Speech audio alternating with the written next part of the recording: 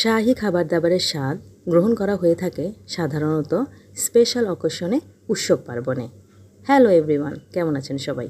আমার নতুন একটি ব্লগে আপনাদের স্বাগত জানাচ্ছি। আজকে আমি আপনাদের সামনে নিয়ে হাজির হয়েছি শাহী মুরগির রোস্টের রেসিপি নিয়ে। আশা করছি আমার আজকের রেসিপিটি আপনাদের ভালো লাগবে। তো চলুন শুরু করা যাক আজকের রেসিপি।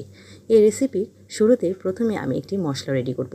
তাই এখানে একটি প্লেটে আমি কিছু মশলা নিয়েছি শাহি জিরা হাফ টেবিল চামচ পরিমাণে, এলাচ নিয়েছি 2-3টি, নিয়েছি কাবাব চিনি 5-6টি, দারুচিনি নিয়েছি 2 টুকরা, মৌরি নিয়েছি হাফ টেবিল চামচ পরিমাণে, তেজপাতা নিয়েছি 2 বড় এলাচ নিয়েছি 1টি, স্টার অ্যানিস নিয়েছি 1টি, নিয়েছি জয়ফল জয়ত্রী।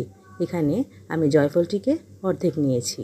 সাথে নিয়েছি সাদা গোলমরিচ এবং কালো গোলমরিচ হাফ টেবিল চামচ পরিমাণে। এগুলোকে আমি হালকা রোস্ট করে গ্রাইন্ডার জারে নিয়ে গ্রাইন্ড করে নিয়েছি। এখন এখানে আমি নিয়েছি বাদাম হাফ কাপ পরিমাণে। এগুলোকেও আমি ভেজে নিয়ে তারপরে পেস্ট করে নিয়েছি। এখন চলে যাচ্ছি মূল রেসিপিতে। আমি এখানে 2 কেজি পরিমাণে মুরগির রোস্ট নিয়েছি। এগুলোকে ভালোভাবে ধুয়ে পরিষ্কার করে পানি ঝরিয়ে নিয়েছি। এখন এগুলোতে আমি 1 টেবিল চামচ পরিমাণে লবণ মিশিয়ে মাখিয়ে নিচ্ছি। চুলাতে একটি পাত্রে আমি দিয়ে দিয়েছি সয়াবিন তেল। হাফ কাপ পরিমাণে সয়াবিন তেলের মধ্যে আমি এখন দিয়ে দিচ্ছি 1 কাপ পরিমাণে পেঁয়াজ কুচি। আমি পেঁয়াজের বেরেস্তা তৈরি করব। চুলার আঁচ মিডিয়ামে রেখে আমি পেঁয়াজের বেরেস্তা তৈরি করে নিচ্ছি। যেহেতু শাহী রোস্ট তৈরি করব, তাই আমার এখানে শাহী ফ্লেভারের জন্য পেঁয়াজ বেরেস্তা লাগবে।